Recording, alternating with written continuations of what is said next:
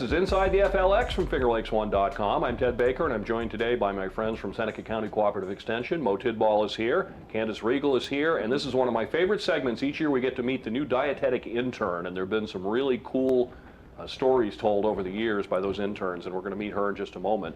Good morning, everyone. Good morning, Ted. Let's start with Candace. She's got the Farm to School t-shirt on. Yes, so September, not too surprisingly, is corn, the harvest of the month. So tell us about Mexican street corn and when that became such a big thing. All of a sudden, the last couple of years, that's like the hot food item. Yeah, I don't know when it became a big thing, but we do it. So our New York harvest of the month is sweet corn, and we've been using like various recipes in schools throughout the month already. But September 15th to October 15th is also National Hispanic and Latino Heritage Month. So we kind of want to tie it in with what we're serving. So they're going to do a Mexican street corn, which is, you can either do it on the cob or you can do it like salad style. But you mix it with like a sour cream mayonnaise with a cojita cheese and like some lime and chili powder. And it's just really flavorful, really probably delicious dish. Hopefully the kids will try it and like it. But I'm not really sure when it became like a popular thing, but I think just trying different fruits from different cultures, especially the last several years, just like trying to expose kids to different cultures has really kind of just picked up, and trying to just show everybody's different food styles. So just tell us about corn. Yeah. Fiber, obviously, is one Yep. of the big benefits, but Yeah. it has a lot of healthy vitamins, and we have lots of it here in the Finger Lakes. Vitamins, minerals, vitamin C is a good one, vitamin B1, potassium, but yeah, definitely dietary fiber. Around here in New York, yeah, we grow a lot of sweet corn. You can still find it at the farmer's market, roadside stands, so if you do want to try any of these recipes at home, you can still find it probably for another few weeks, and then it'll probably be done. Can you preserve it for the winter? Can you, for example, cut it off the cob and can it like you can another vegetable? Yep, so you can do canned corn. I like to do an easy, simple one where you just freeze it. You just have to cut it off the cob and you can blanch it, but freeze it in bags. That's like super quick, but you can can it. You can put it in soups if you're canning soups. Yeah, you can do a lot of different things with it. So this Thursday, you'll be doing the Mexican street corn in the Yes. schools in Seneca County. Yeah, so we do a New York Thursday every month. We try to hit a couple Thursdays, but we at least do one, and this Thursday is their Mexican street corn. So hopefully the kids are ready to try it and they'll like it. And heading into October, I knew it was either going to be pumpkins or apples. Apples Yeah. are the harvest of the month, and in New York, we have not only developed many varieties, but it's one of the biggest apple growing states. What, behind maybe Washington and Yeah, Washington I think is the leading, and then we might be behind. I think we might be number 2. But October is National Farm to School Month, so we like to do a big celebration. But it's also National Apple Month, so that's why we go with apples instead of doing our pumpkins. But yeah, we're really big with different kinds of apples around here. Cornell has developed several different varieties over the years that are really popular. So we're going to try to focus on apples, do apple tastings in the cafeterias where kids will be able to try different varieties and then vote which one they like the best. We'll use it in different recipes throughout the month just because it's an easy one. We do have a lot of New York apples around here, especially like Wayne County. There's a lot of farms there, but there's a lot of farms all over in Seneca County as well. one of the big parts of Farm to School was getting the kids involved in the preparation of the food, and one of the very first things you did was get that apple sectionizer. And when kids get to cut up their own apples, they're having fun and they're ready to eat apples. Yeah, like you can imagine, especially for the young ones. We all remember like having loose teeth. Who wants to bite into a big apple? So if they can use the apple sectionizer, which is really easy, they can just put their apple on, pull a lever, they get it all cut up for them, and then it's easier for them to eat an apple. And if it's cut up, they're more likely to eat it rather than having the apple on their tray and maybe they just don't want to try it. Featuring Honey Crisp this month. Tell us about the Honey Crisp. Yeah, so we're doing open house. So school open houses, we're back to school. So we're visiting all of our open houses whenever we have them, probably the next few weeks. I think we still have some, but we're going to do Honey Crisp apples. That's one of the local varieties. It's really juicy, really sweet. Kids tend to like it. It's got that flavor that they like to eat when just like snacking on an apple. But we're going to be at the open houses, slicing apples. The kids can come up and do it and try it and get some information on Farm to School, 4-H, what we do at CCE, all of our different programs. Yeah. What's the best pie apple? I always like to go with Granny Smith or something that's a little bit more tart because you are adding sugar. But if you want to cut down on sugar, then you could go with one that's already like naturally a little bit sweeter. But I tend to like the Granny Smith green ones, yeah. Now, the I other thing you might do, say go ahead. that a mixture of apples really makes the most awesome apple pie, I think. You know, you got to throw a little Granny Smith, a little Northern Spy, a little Macallan, some of those older varieties. But I think all of those ones at least are a little bit like more on the tart side since you are adding Right. sugar. But yeah, good mix. And see, different people have different attitudes. Some people like it kind of gooey. I like it not quite as gooey and more appley. Yeah. But that's up to your taste. I feel like you're always going off like what your grandma did or like their pie crust, but they're kind of apple. So yeah, I think it's different for everybody, but there's a lot of apples to choose from, so you can make a lot of different kinds. Now, the other part of Farm to School, in addition to the kids being involved in the preparation of the food, is being involved in the growing of it. So tell us about the school gardens. Yeah, so we had planted right at the end of the school year, around like beginning of June. So now we're just getting ready, and we planted things that would kind of stretch over the summer, so we would be able to like watch them a little bit, but hopefully get them to be ready around September. So at our elementary school in Waterloo, their corn is ready. We have to try to pick that like right away because it's pretty much ready to go. And then they have a whole bed of carrots. They're really nice and big. Their watermelons, I think the summer was a little bit too dry, so they didn't really make it if we weren't there all the time. But they have a great crop of carrots that we're going to go and harvest and bring out the classrooms and get all that stuff. Yeah, that was the next thing I was asking you is, in general, how did the gardens do? We got like no rain hardly between the 4th of July and Labor Day. Yeah, they do pretty good. I check on them throughout, and I think we have some other people that are helping, like even like some of the custodian staff were out there like pulling some weeds or when they mow around them. But yeah, definitely the things that needed a lot of rain when it was really dry, like the watermelons didn't make it, but a lot of stuff did really good too. All right, who wants to introduce our dietetic intern from Cornell? I'd be happy to. So we are lucky to have Diana Munoz with us for until the middle of November. And she's with the Cornell Dietetic Program, and she's doing lots of great stuff with us, including the Farmers Market Nutrition Program. And I'll let you introduce yourself. Yeah, you've had some amazing interns over the year. Welcome, Diana. It's good to have you here. So tell us a little bit about you to start. Sure. So I'm Diana, and I am from New Jersey. I was born in Colombia. So my entire family is Colombian. So growing up in New Jersey, it was more of like an urban area where I'm from. Northern New Jersey, about 25 minutes from New York City. And so right now, being in this area, upstate New York, it's more of a working with a rural community. It's a completely different experience. I love it. Being able to see where our food source comes from and seeing how the community is being supported by programs such as the CCE is really enlightening. Learning how people such as Candace and Mo are so driven to help this community thrive, because it is important to support people who are providing our food. You don't really pay attention to it, honestly, when you're not around it. So going back to where I decided to, I guess, pursue this profession is where so my mother had sort of like an illness, well, not sort of, but she did. And learning the impact of food on her body and how that kind of affected her so much to a point where she never really had guidance towards it, how to, I guess, work towards becoming healthier. My family wasn't really a vegetable consuming family. So yeah, that's kind of where I decided to pursue it.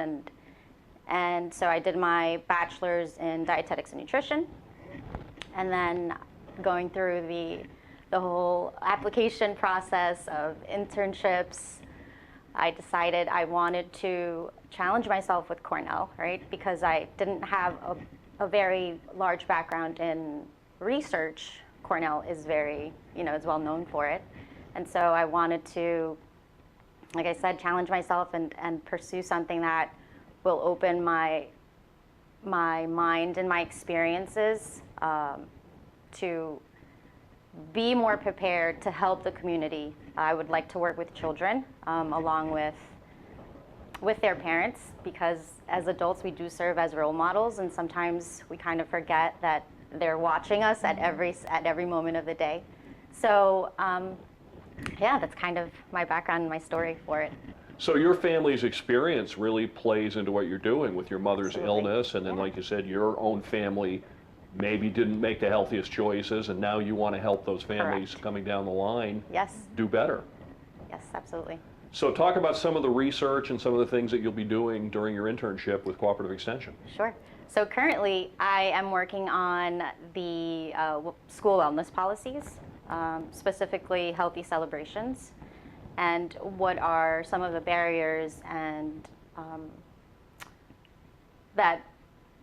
or facilitators that allow for teachers to implement these healthy celebrations. And by healthy celebrations, I mean maybe birthday parties for the students, maybe 10 kids in that month have a birthday, and so what kind of foods are provided? Is there any physical activity provided during these healthy celebrations? How are these healthy celebrations included in the school wellness policies? So how are the school boards or other school staff, other than the teachers, right? So food service, how do they play a role in all of this? How does the relationships between the colleagues, so how does one classroom celebrate it compared to another classroom? What is the ability for the teacher to make a decision in terms of what can be offered during this healthy celebration? Wow. Is there support from the parent, right? So there's so many hands in the pot, right? So where does the teacher stand, and how does she feel? What are her attitudes? What are the influences that impact her or him? I'm sorry, to be able to make that decision of proceeding with a healthy celebration within the class. And we're much more cognizant of students' individual dietetic needs now. I mean, many years ago when I was in school, you know, it was kind of one size fits all. Here, chocolate cupcakes for everybody. And now with food allergies and specific needs, we're much more aware of that and have to take that into account when we make these policies in school. Correct. Absolutely. So that goes to how is it implemented in a school wellness policy. Sometimes we see that in reviewing some of the policies that are in the district. It's more of an encouragement more than being mandated. So what is the belief of the teacher, and how does she feel? What is healthy to someone, right? Because healthy for someone may be not eating, I don't know, potato chips, or not having that processed cupcake, or maybe that cupcake that you make at home is healthier to you than the cupcake that you find at Wegmans or your local food store.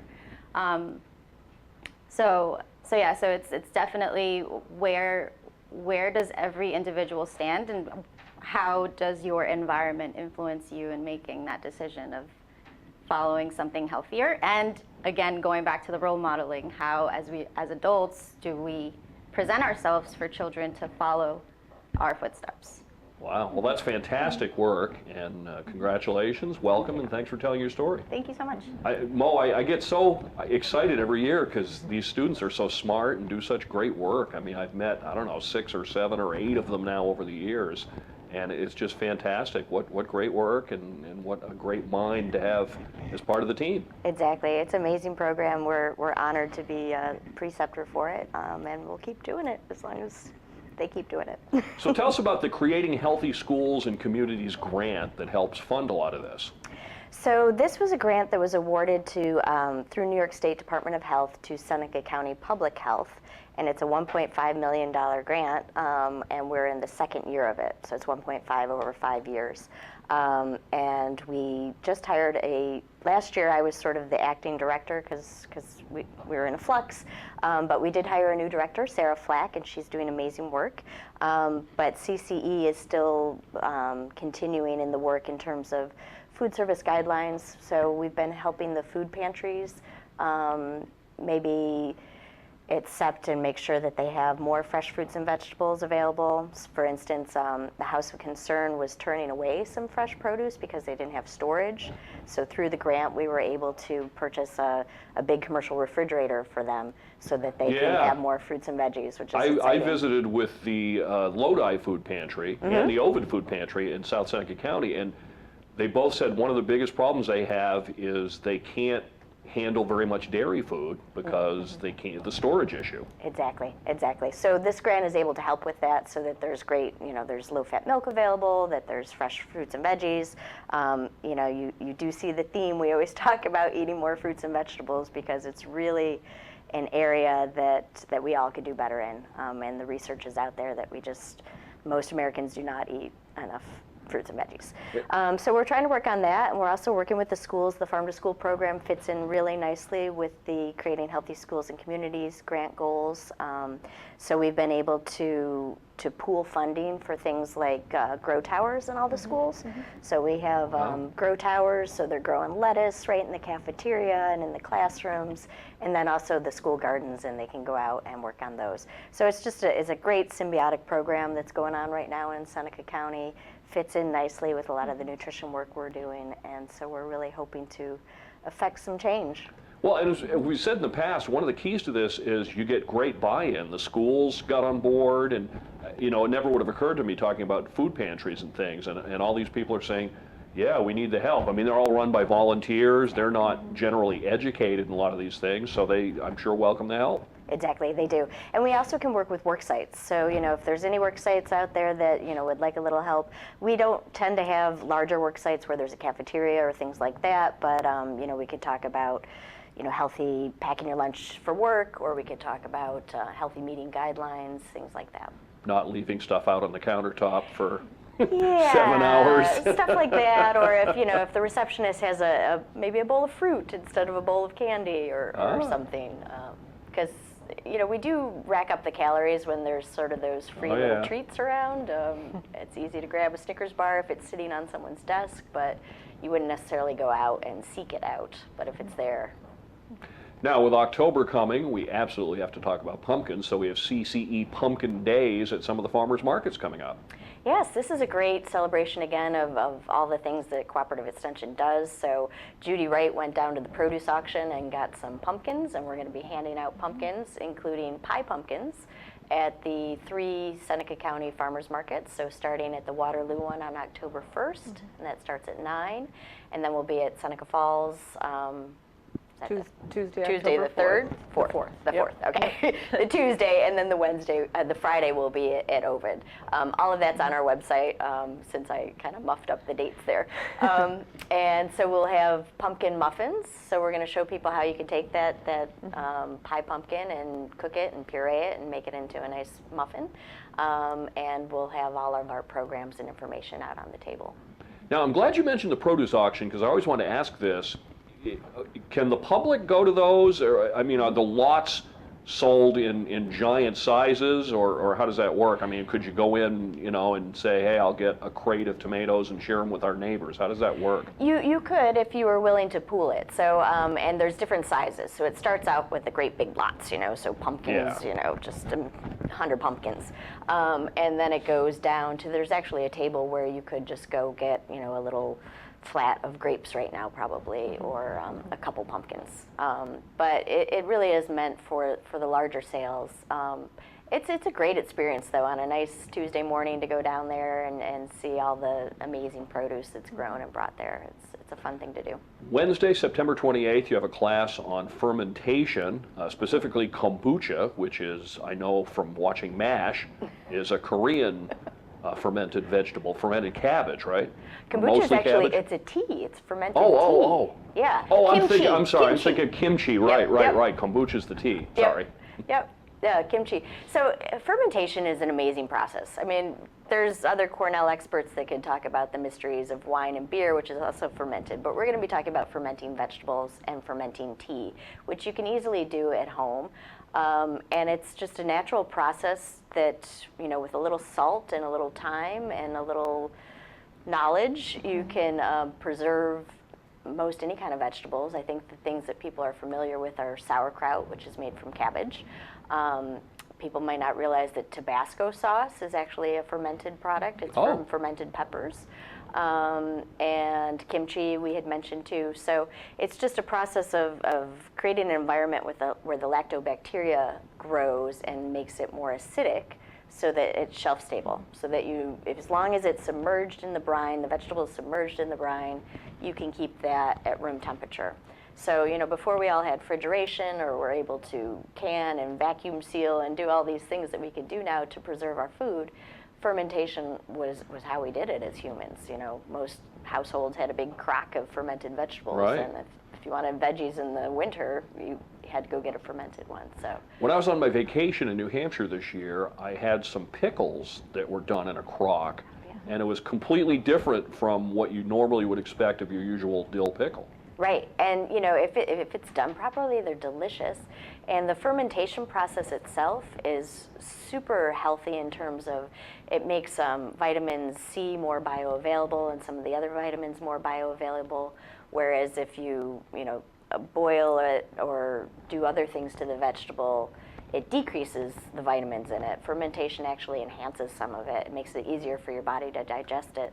And it creates probiotics, which is another big buzzword that we need for our gut health, like that's found in yogurts and kombucha, and that's why we're doing the kombucha, which is super, super important in terms of making sure that your gut microbiome is healthy and balanced. And there's a lot of research and much more to be done showing that the healthfulness of your gut microbiome actually plays in with your mental health, your moods, your serotonin is produced in your intestines. So it's a really cool area. Yeah, that was the work of one of production. your interns just, I think, in the last couple of years, right? That did a lot of research on that very thing. Yes, yeah, Peyton Kane did a lot of research on fermentation. Yep.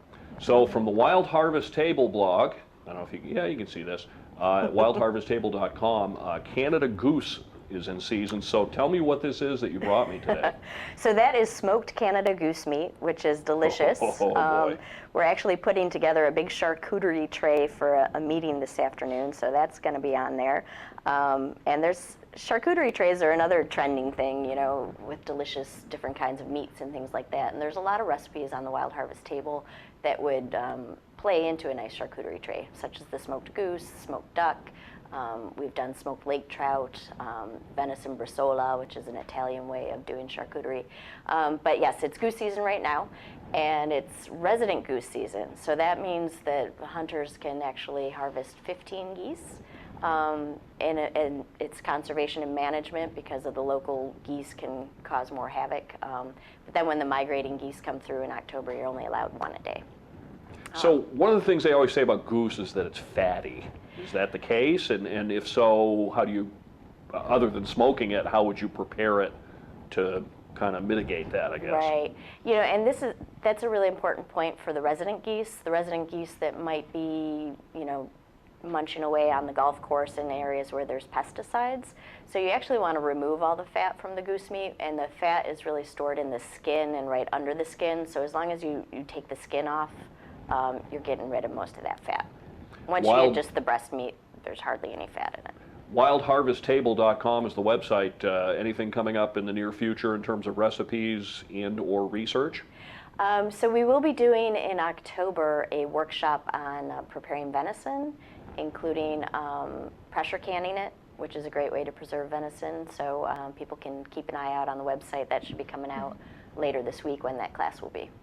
All right, so Mexican street corn in the schools in Seneca County this Thursday. On the 28th is the fermentation class. Pumpkin days at the farmers markets in Seneca County, first week of October, and more great things to come. Mo, thank you. Candace, thank you. Diana, terrific to meet you. Thanks for telling your story, and good luck with your work. Thanks so much. I appreciate it. You've been watching Inside the FLX from FingerLakes1.com. Coming up later on this week, a brand new first-time guest who will become a regular. Newark Mayor Jonathan Taylor will join us. It's almost time for the Geneva book sale, so we will talk with Spike and Deb about that. Pre-recorded segments coming up. And just programming note, our brand new live daily show, knock on wood, we're working out the final details, will debut on Monday, October 3rd, right here in the studio. So thanks for watching us on Inside the FLX.